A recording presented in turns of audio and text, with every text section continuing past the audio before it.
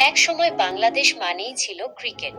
সবুজ জার্সিতে মাঠে বাঙালির উন্মাদনা, গ্যালারিতে গর্জন, এ যেন এক অন্যরকম ভালোবাসা। কিন্তু প্রশ্ন হলো, সেই চিত্র কি বদলাচ্ছে?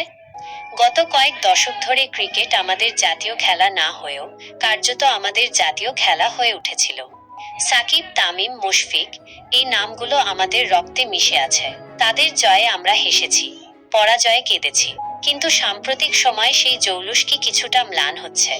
ক্রিকেট বোর্ডের অভ্যন্তরীণ সমস্যা, খেলোয়াড়দের পারফরম্যান্সে ধারাবাহিকতার অভাব, এসব কি দর্শকদের মনে বিরূপ প্রভাব ফেলছে?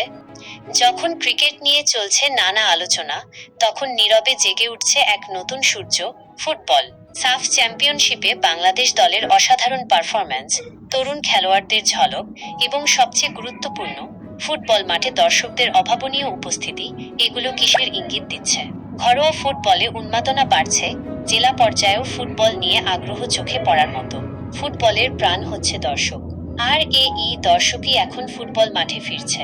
ছোট থেকে বড়, সবার মাঝেই এখন ফুটবল নিয়ে একটা ভিন্ন রকম উদ্দীপনা দেখা যাচ্ছে। এই আগ্রহ শুধু আন্তর্জাতিক ম্যাচেই সীমাবদ্ধ নয়, স্থানীয় টুর্নামেন্টগুলোতেও এখন উপচে পড়া ভিড়। সোশ্যাল মিডিয়াতেও ফুটবল নিয়ে আলোচনা তুঙ্গে। তাহলে কি আমরা বলতে পারি, বাংলাদেশে ক্রিকেটের স্বর্ণযুগ শেষের পথে এবং ফুটবলের এক নতুন দিগন্ত উন্মোচিত হচ্ছে? সময়ই হয়তো এর উত্তর দেবে। তবে একটি বিষয় পরিষ্কার, খেলাধুলা নিয়ে বাঙালির আবেগ চিরন্তন। আজ যদি ফুটবল সেই আবেগকে নতুন করে জাগিয়ে তুলতে পারে, তবে তাতে বাংলাদেশেরই লাভ।